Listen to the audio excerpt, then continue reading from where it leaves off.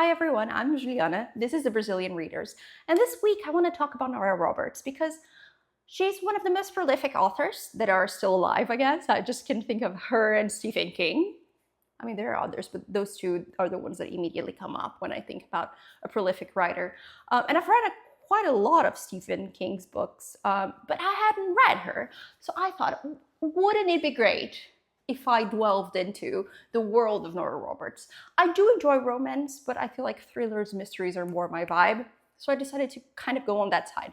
And then I was thinking, how am I going to select the books? So I obviously went on YouTube and I came to whom I think is the Nora Roberts scholar here, who is Mara from Books Like Woe. And I did get her recommendations. So instead of starting the big long series of is it Eve Dallas? I feel like that's her name of the character. Now, instead of starting that series that has over 30 books, I decided to go with standalone thrillers. So Mara recommended 3 books. She said her favorite was The Obsession, then she said Whiskey Beach and The Witness. So I've decided to read these 3 books. This was actually supposed to be a vlog, but a cat showed up in my house and we ended up, adopting her. I feel like I was adopted by the cat. She's here staring at me right now. And I also got sick. So I didn't feel like filming and I was listening to the audiobooks while I was playing with the cat and eating. So I thought it would be better not to do that. But let's talk about the books because they were quite interesting. So since Mara said that The Obsession was her favorite one, I decided to leave that one for last because why not? That's the logic. So I started with A Witness, in which we are telling the story. I'm looking at the computer so I can remember my notes. In The Witness, we're following in the beginning 15 or 16-year-old Elizabeth, who was already studying medicine in Harvard because her mother's a neurosurgeon and she has planned Elizabeth's whole life. She's not allowed to do anything she wants. She's just following the path that her mother set out for her. And then one day her mother's going away for a conference and then Elizabeth basically rebels for the first time. And she's like, no, I don't want to do what you want me to do. I'm gonna stay at home. I'm not gonna go early for summer school. So she ends up going to the mall because she wants to buy clothes that girls her age would buy. She meets up with this girl from her old school. They kind of like start chatting. And this girl is talking about a nightclub that she would love to go in. Elizabeth, who wants to work for the FBI investigating cyber crimes or something like this, she basically says, hey, I can make us really good fake IDs. Would you like to do that? And then you take me shopping and then we can go to the nightclub later. So they end up doing that. Before Elizabeth gets to the club, she mentioned something about reading online that the owners of that club are part of the Russian mafia. And then, they go anyway. They dance with the owners, who are 2 cousins. They end up going home with one of them because the one that Elizabeth was dancing would come up later because he had something to do with the club.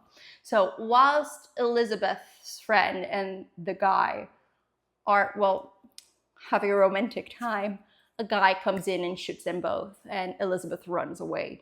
They're aware that she was there because she left her shoes behind. So she starts running, she goes to the police, she becomes a witness for the FBI witness protection scheme, and then other things happen, which I don't want to spoil, but basically we have a jump in the timeline, and now she's like in her late 20s, living in a small town under a different name. So her name now is Abigail. She's obsessed with security. She has a big dog that basically takes care of her and scares everyone away. And she's building this lovely home for herself, but she doesn't want to have any contact with anyone else. What happens, of course, there's some romance. The chief of the police starts getting interested in her and starts being like, hey, who are you? What are you doing here? So they start dating, things happen. My only problem with this book is that I thought the ending was very quick. And by the ending, I don't mean the ending of the book, I mean the solution to the whole bigger scheme with her running away and being a witness. That was a bit underwhelming, let's just say that.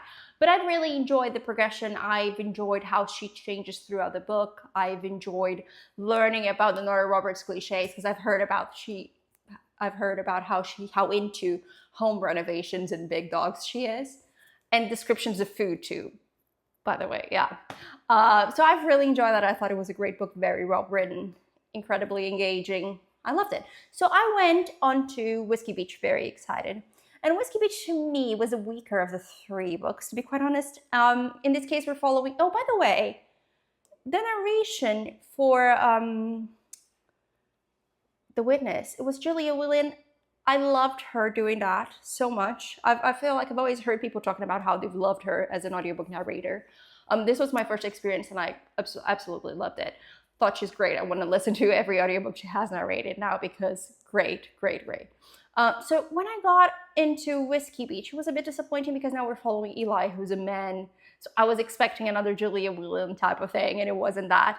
So in Whiskey Beach, we're following Eli, who has been accused of murdering his wife, but they never could actually substantiate that claim. So he's free, but people are still suspecting him of committing a crime. He's a former lawyer who wants to become a writer. So he's writing his first book. His grandmother, who lives in this massive house in Whiskey Beach.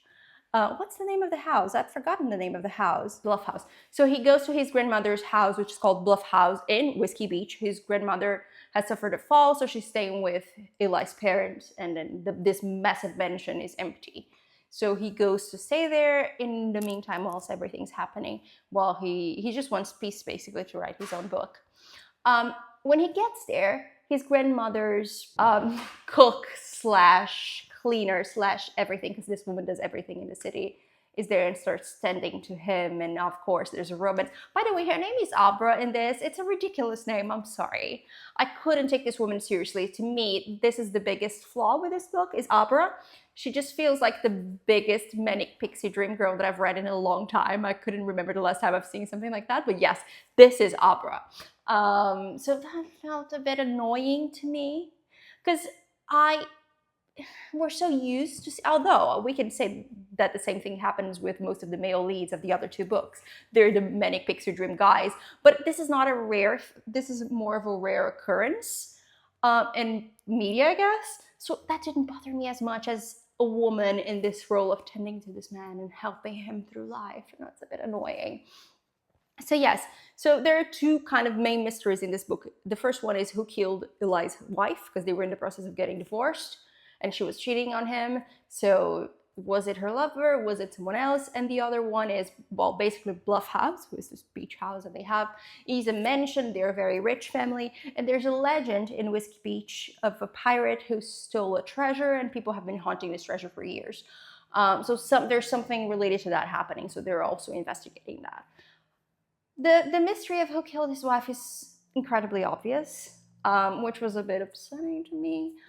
But I liked the evolution of the characters. I was interested towards the end, especially with the whole question of the treasure. I thought that was at least interesting. It's a very well written book again.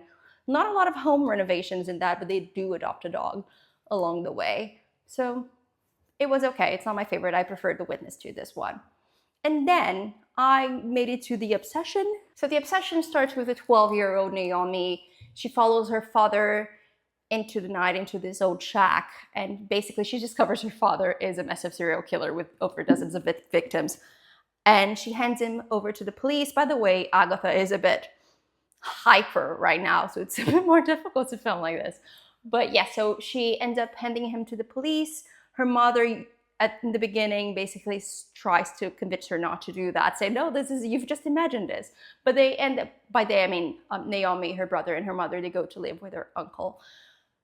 So we follow her through high school in New York, and then later on, she's in a small town. She just moved to the small town. She's in her late 20s. She's a photographer in her late 20s, and she buys this old mansion that has like 16 bedrooms or something like this, which feels incredibly unrealistic, but okay. They kind of go into, oh, her grandparents gave her the money for that. Still feels a bit unrealistic, and she's basically renovating this old big mansion, so there's a lot of descriptions of painting. This book is mainly about how she painted some rooms. But she also, oh yeah, get the fellow. Say hi, fellow. Hi. No, she doesn't want to do that. So basically there's a lot of that. So she meets the garage shop owner. That's where the relationship starts. So that's the romance in the book. And then I was writing and I was waiting for the mystery. I was like, well, what's going to happen? Her father's already in jail. What's going to happen? What's going to come out of this? And then basically someone is killing women around Naomi in the same MO that her father used to do. And the problem with that is if you've read the first like 30% of the book, you know exactly who is doing the crimes. So there's not much of a mystery around that. It feels pretty obvious. But again, very well written. I do like the descriptions. She does adopt a dog. So I've really enjoyed the book.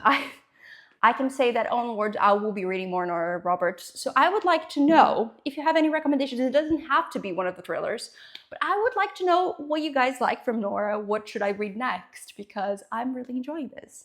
So yeah, so that's for this week. I'll see you guys next week. Bye.